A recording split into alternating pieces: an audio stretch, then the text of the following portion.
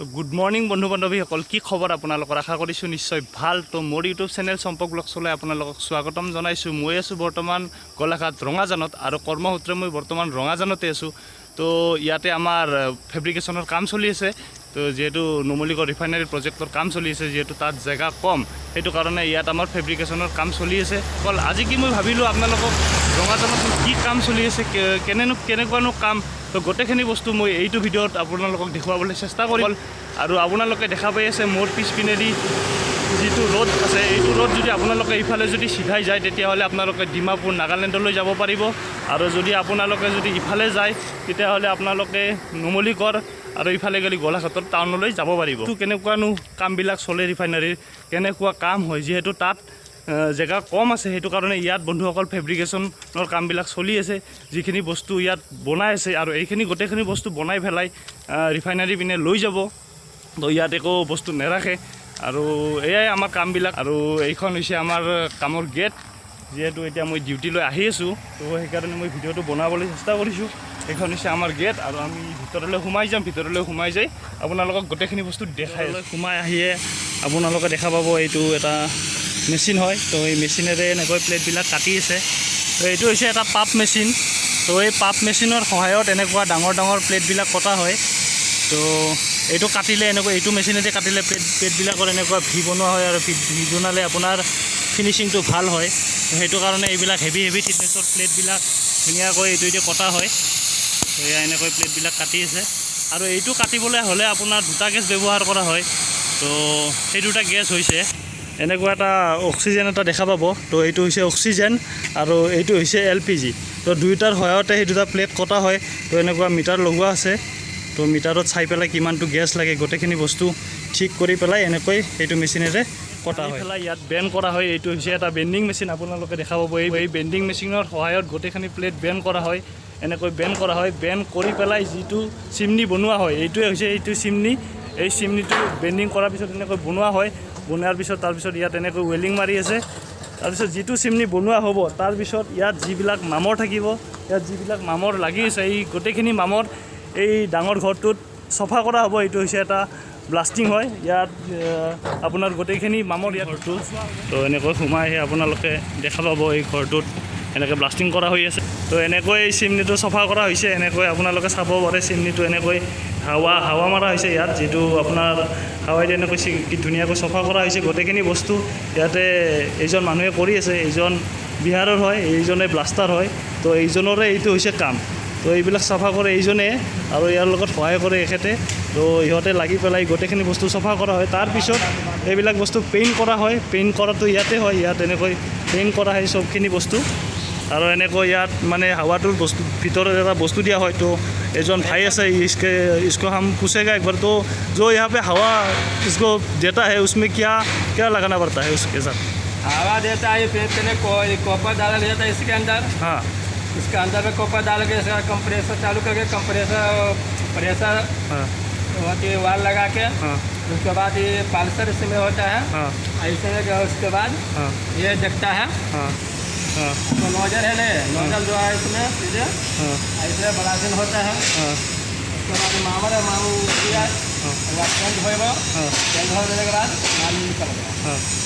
তো তাত মানে প্ৰপাৰ আৰু বালু দিয়া হয়। তো সেইটো প্ৰেছাৰত আহি পেলাই এই গোটেইখিনি বস্তু এনেকৈ চফা কৰা হয়। তাৰপিছত ধুনীয়াকৈ ইয়াত পেইণ্ট মৰা হয়। পেইণ্ট চেইণ্ট কৰি পেলাই এইটো বস্তু লৈ যোৱা হয়।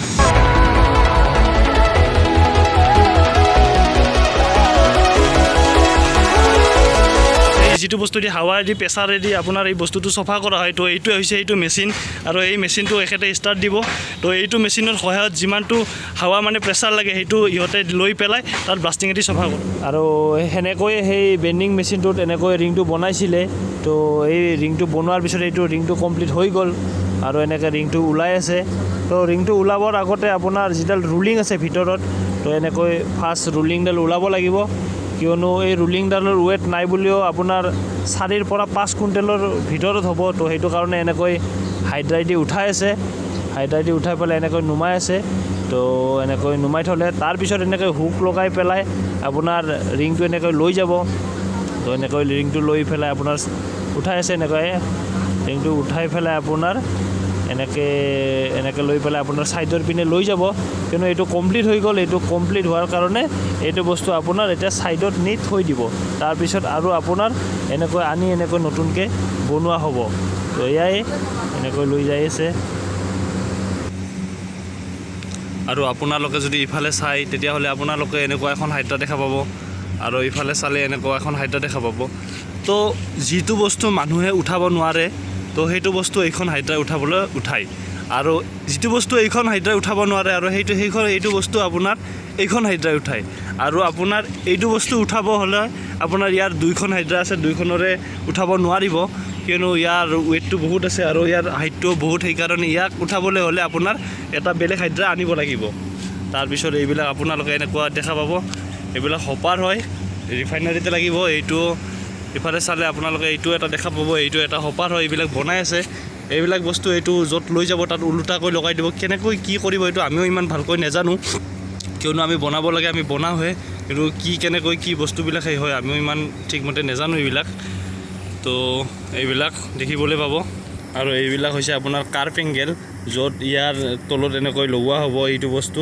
ইয়াৰ হপাৰৰ তলত এনেকৈ লগাই দিয়া হ'ব এইবিলাক এইটো কাৰ্ভ এংগেল বুলি কয় আৰু ইফালে চালে আপোনালোকে এনেকৈ দেখা পাব এইটো বস্তু আপোনাৰ ব্লাষ্টিং ঘৰলৈ লৈ যাইছে এইটো এটা হৈছে ব্লাষ্টিং ঘৰ তাৰ ভিতৰলৈ এইটো সোমাব এনেকৈ দুজন মানুহ লাগি আছে ইয়াত এইখন হাইড্ৰাই দি এনেকৈ লৈ যাই আছে লৈ যাই পেলাই আপোনাৰ ব্লাষ্টিং ৰুমত নি এইটো আপোনাৰ চফা কৰিব আপোনাৰ এইবিলাক যিবিলাক ইয়াত মামৰ লাগি আছে এই গোটেইখিনি মামৰ তাৰ ভিতৰত নি ধুনীয়াকৈ ক্লিন কৰা হ'ব চফা কৰা হ'ব আৰু চফা কৰি পেলাই ইয়াত ধুনীয়াকৈ পেইণ্ট মৰা হ'ব এনেকৈ বস্তুটো নি আছে তো বস্তুটো দেখাত এটা মিছাইল হেন লাগে কিন্তু মিছাইল নহয় বাৰু এইটো এটা চিমনিয়ে হয় তো এইটো আমাৰ ইয়াতে বনাইছে আমিয়ে এইবিলাক বনোৱা হৈছে তো এনেকৈ ধুনীয়াকৈ সোমাই আছে আৰু ভিতৰত সোমাওঁতে অলপ সাৱধান হয় আৰু এইটো চফা কৰাৰ পিছত চালে আপোনালোকে এনেকৈ দেখো পাব এনেকৈ পেইণ্ট মাৰি থৈ দিছে এনেকৈ এইটো কমপ্লিট হৈ গ'ল এইটো তাৰপিছলৈ আহিলে দেখা পাব এনেকৈ এইবিলাক কাটিং কৰা হৈছে তো এইখিনি হৈছে এছ প্লেট তো এইখিনি প্লেট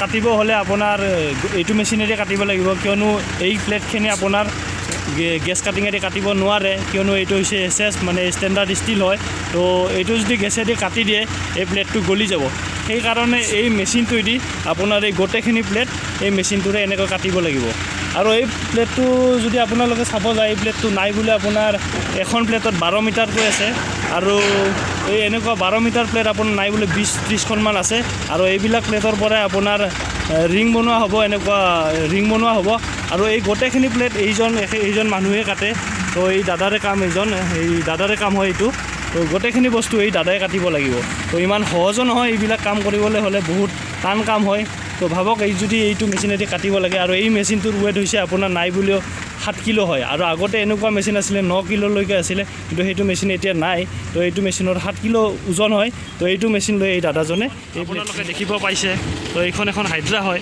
আৰু এইখন হাইড্ৰাৰ সহায়তে এনেকৈ বিমবিলাক উঠোৱা হয় আৰু যিখন আমাৰ আগৰ হাইড্ৰা আছিলে তো এইখন আমাৰ আগৰ হাইড্ৰা আছিলে তো এইখন হাইড্ৰা এইটো বস্তু উঠাব নোৱাৰে কিয়নো ইয়াৰ স্পেচটো বহুত আছে আৰু ইয়াৰ এইটো কাৰণে প্ৰব্লেম হয় সেইখন হাইড্ৰা তাত থৈ দিছে আৰু এইখন হাইড্ৰা ৰিফাইনাৰীৰ পৰা লৈ অহা হৈছে লৈ আহি পেলাই আৰু ইয়াত তেলৰ বস্তুখিনি উঠা হৈছে আৰু এইখিনি বস্তু কমপ্লিট হৈ গ'ল আৰু এইখিনি বস্তু গোটেইখিনি বস্তু আপোনাৰ ৰিফাইনাৰী পিনে লৈ যাব এয়া হৈছে ইয়াৰ হাইড্ৰাৰ কাম তো আৰু বেছি ডাঙৰ হাইড্ৰা আছে এতিয়া আমি যিটো টেংকিত আছোঁ এইটো টেংকিৰো আপোনাৰ উঠাবলৈ হ'লে ইয়াতকৈ আৰু ডাঙৰ হাইড্ৰা লাগিব আৰু এনেকৈয়ে বস্তুখিনি লৈ যোৱা হয় এনেকৈ উঠাই পেলাই হাইড্ৰাখিনি বস্তুখিনি লৈ যাব এনেকৈ লৈ যাই পেলাই তেলৰ উঠাব আৰু এয়া হৈছে আমাৰ কামৰ প্লেচ তো আপোনালোকে চিমনিৰ কথাটো কৈছিলোঁ এইকেইটা হৈছে চিমনি আৰু চিমনি বুলি ক'লে হয়তো আপোনালোকে বুজি নাপাব পাৰে তো মই ইয়াৰ বিষয়ে বুজাই দি আছোঁ তো এইটো হৈছে এটা চাহ ফেক্টৰী আপোনালোকে দেখিব পাইছে এইটো এটা হৈছে চাহ ফেক্টৰী